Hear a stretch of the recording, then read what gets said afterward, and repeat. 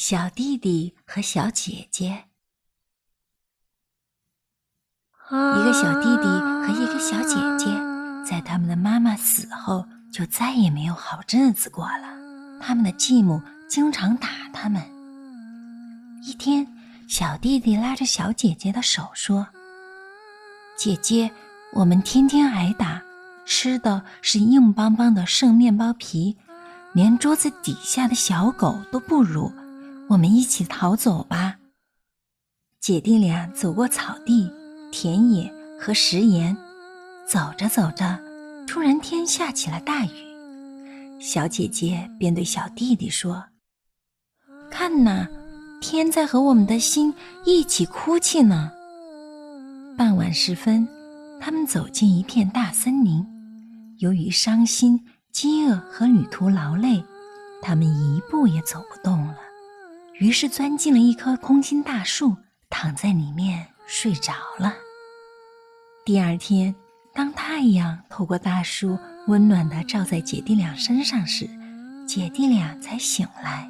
小弟弟揉着眼睛对小姐姐说：“姐姐，我口渴，我好像听见小溪的流水声了，我想去喝水。”弟弟站起来，拉着姐姐的手，向着有溪水声的方向走去。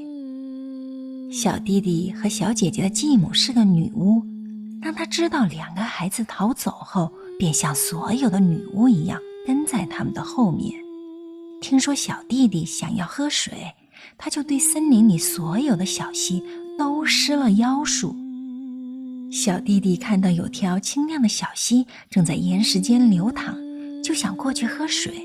可是小姐姐听到小溪的流水在说话：“谁喝我就会变成老虎，谁喝我就会变成老虎。”于是小姐姐赶紧叫住小弟弟：“好弟弟，你千万不要去喝水，你千万不要去喝水，不然的话，你会变成一只野兽，把我撕碎的。”小弟弟听从了小姐姐的话，他忍着口渴，没有去小溪里喝水。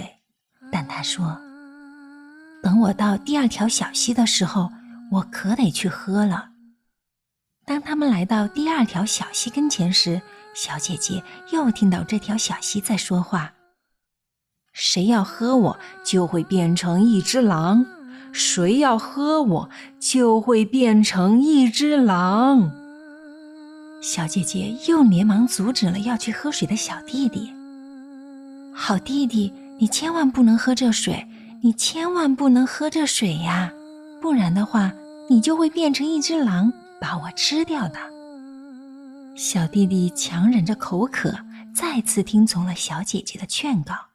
不过他说：“姐姐，到了下一条溪边，无论你说什么，我都不能听了，因为我实在渴得受不了了。”他们来到了第三条小溪边上，小姐姐听到小溪的流水，急切地说：“谁要是喝了我，就会变成一只鹿，谁要是喝了我，就会变成一只鹿。”于是他又劝止弟弟说：“好弟弟，求求你，千万不要喝这水，千万不要喝，要不你会变成一只鹿，从我的身边跑掉的。”可是饥渴难耐的弟弟再也忍不住了，他没听姐姐的话，一见小溪就跑了过去，弯着腰喝起水来。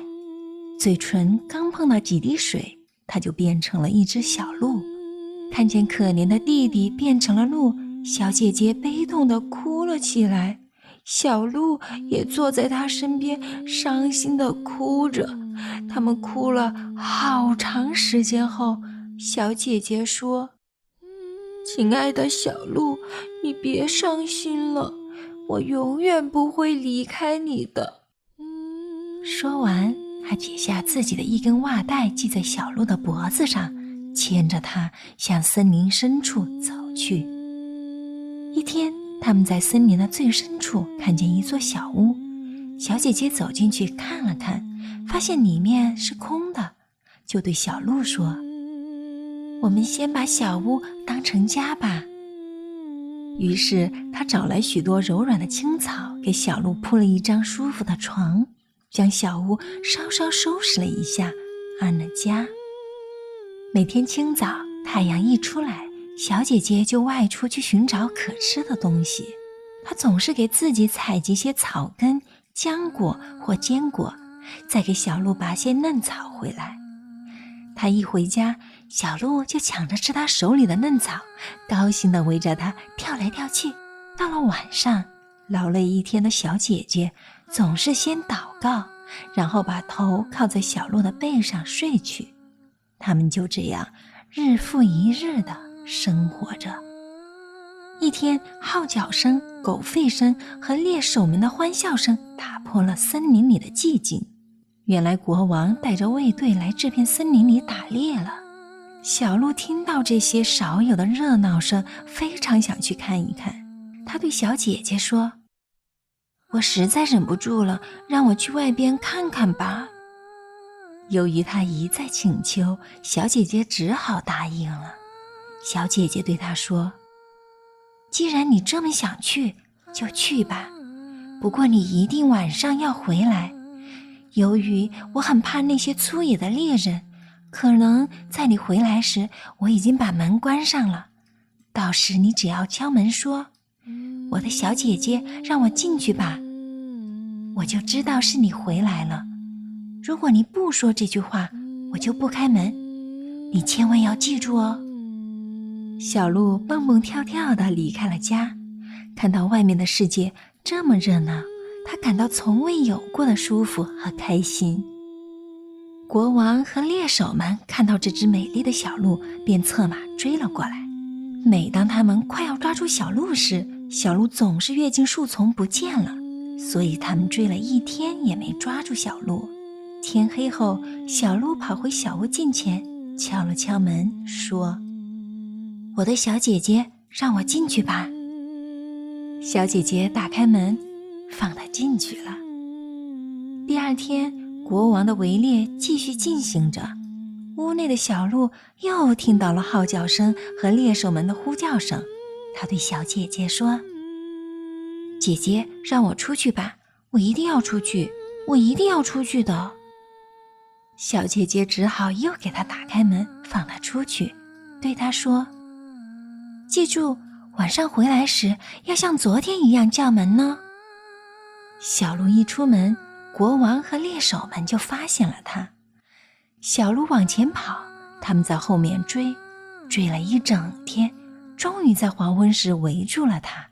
一个猎手还把他的脚射伤了一点点皮，所以他只好一瘸一拐地慢慢往回走。一个好奇的猎人悄悄地跟着他来到小屋前。只见小鹿敲敲门说：“我的小姐姐，让我进去吧。”小屋的门立刻开了。小鹿进去后，一个少女关上了门。猎手看到了这一切，回去后他把自己的所见所闻详细地告诉了国王。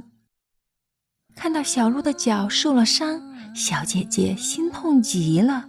小姐姐给小鹿轻轻地洗去血迹，敷上草药，说：“亲爱的小鹿，快去床上躺下，好好养伤。”但小鹿的伤很轻，第二天一早就全好了。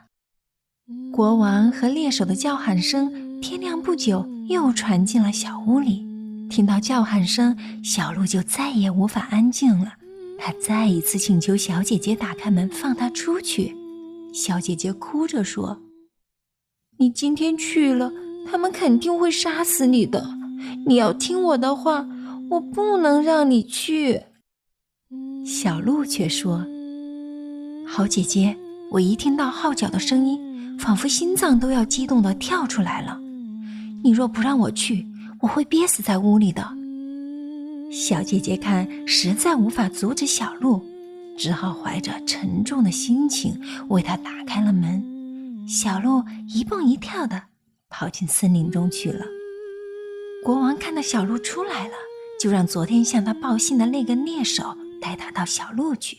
到了小屋前，国王学着小鹿的样子敲敲门，叫道：“我的小姐姐，让我进去吧。门一打开，国王便走了进去，看到屋里有一位他从未见过的美丽姑娘。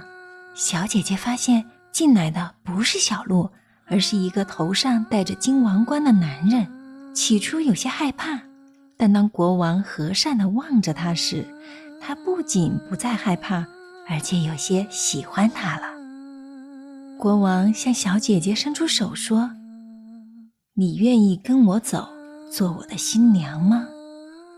愿意，小姐姐回答。只是小鹿得跟我一起走，我要永远和他在一起。国王说，他完全可以永远待在你身边，而且什么也不会缺少的。就在这时，小鹿跑了回来，于是小姐姐牵着它，跟着国王一起离开了森林。国王把小姐姐和小鹿带进宫不久，就举行了盛大的婚礼。小姐姐成了王后，她与国王幸福地生活在一起。小鹿也在宫中愉快地生活着，她受到精心的照料，每天在王宫的花园里自由自在地玩耍。王后那恶毒的继母原以为在她妖术的作用下，小姐姐早已在森林中被撕成了碎片，而小弟弟变成的小鹿也一定被猎人射死了。所以当她听说他们不仅没有死，而且在王宫里生活得非常幸福非常美满时，鼻子都气歪了。嫉妒的烈火在她心中熊熊燃烧，使她片刻不得安宁。她成天盘算着如何再次给姐弟俩带来不幸，如何再陷害他们。当她那丑陋的像黑夜一样，而且只有一只眼睛的女儿吼叫说，你应该让我当皇后，皇后的位置应该属于我，不应该属于她。老太婆的心里越发不是滋味，邪恶的计划开始在她心中酝酿。她对女儿说，别闹，等时候一到，我会让你如愿以偿的。不久，王后生下了一个漂亮的男孩子，而国王也碰巧外出狩猎去了。王后的继母施展妖术，把自己变成一个使女，走进王后的卧室，对她说，王后，洗澡水已经烧好了，洗洗澡吧，洗了会对你有好处的，可以使你恢复体力，精神焕发。快点吧，不然水就凉了。说完，老巫婆把她的亲生女儿唤进来，母女俩七手八脚地把虚弱的王后抬入洗澡间，放进澡盆，然后飞快地锁上门跑了。洗澡间里有个老巫婆早已燃起一堆熊熊旺火，他们想，产后虚弱的王后这一回不被热水烫死，也会被烈焰窒息而死的。老巫婆拉着女儿走进王后的房间，用魔法让她女儿有了王后一样的身材和长相，给她戴上一顶睡帽，让她躺在王后的床上。巫婆的女儿是独眼龙，巫婆无论怎样也没办法给她女儿再变出一只眼睛，所以为防止国王看出破绽，她只好侧着身子睡，让没有眼睛的那一边挨着枕头。傍晚，国王回到家中，得知王后给他生了个儿子，心中非常高兴，马上要去床边看看他亲爱的妻子。可是老巫婆扮成了使女叫道，千万不要打开窗帘，王后产后不能见光，需要好好休息。国王一听，只好站在床边看了一眼妻子就出去了，丝毫没发觉床上躺的已经不再是王后。夜半时分，所有的人都睡着了。坐在婴儿摇篮旁边独自守夜的保姆看到门开了，真的王后走进屋来，她从摇篮里抱起婴儿，搂在怀里喂了奶，然后抖一抖孩子的小枕头，把孩子重新放回去，给他盖上小被子。他也没忘记小鹿，走到角落里他睡觉的地方，抚摸着他的背，叹了口气，然后悄悄走出了房门。就这样，一连许多天，王后总是在夜深人静的时候来到这里，但她从来不说一句话。保姆每次都把她的所作所为看得清清楚楚，可又不敢把这告诉任何人。后来的一天夜里，王后给孩子喂完奶后，突然开口说话了：我的孩子怎么办？我的小鹿怎么办？我还能来2次，以后再也不能来了。孩子会挨饿的，小鹿会沮丧的。保姆没敢搭腔，可等王后一走，她觉得事关重大，立刻跑到国王那里，将一切都告诉了他。国王听了非常吃惊。啊，上帝呀，这是怎么回事啊？明天晚上我将亲自守在孩子旁边，争取弄个明白。这天夜半更深，国王将保姆换下，自己刚坐到婴儿身旁，王后就进来了。她一边给孩子喂奶，一边说着：我的孩子怎么办？我的小鹿怎么办？我还能再来1次，以后就再也不能来了。孩子会挨饿的，小鹿会沮丧的。喂完奶，把孩子放好，又摸了摸小鹿，王后走了。国王惊奇地看着，没敢和他说话。第二天夜里，国王仍去守着婴儿，他听到王后说：我的孩子怎么办？我的小鹿怎么办？这是我最后一次来这里，以后再也不能来了。孩子，我亲爱的孩子，你会挨饿的。小鹿，我亲爱的小鹿会沮丧的。国王听到这里，再也无法克制自己，他朝王后跑去，大声叫道：你肯定是我亲爱的妻子。王后回答：是的，我是你亲爱的妻子。话刚出口，王后就立刻恢复了生命，也许是靠着上帝的恩典，一个健康、漂亮、活泼的王后又站在了国王面前。复活了的王后将那邪恶的巫婆和巫婆的女儿对她犯下的罪行和所做的坏事全部告诉了国王。国王立即命令逮捕他们。还在睡梦中的假王后和巫婆被绑缚出宫，女儿被带到森林里面，让野兽撕成了碎片，老巫婆被投进火堆里，烧成了灰烬。恶毒的母女俩得到了应有的下场。就在老巫婆全部化成灰烬的一刹那，小鹿恢复了人形，激动的弟弟扑过去，与姐姐拥抱在了一起。故事讲完了，宝贝，快睡吧。愿天父温暖的怀抱紧紧地搂着你，让你也不害怕，也不惊惶，平平安安睡个好觉。晚安，宝贝。Good night， 奶奶，妈妈爱你。明天见，宝贝。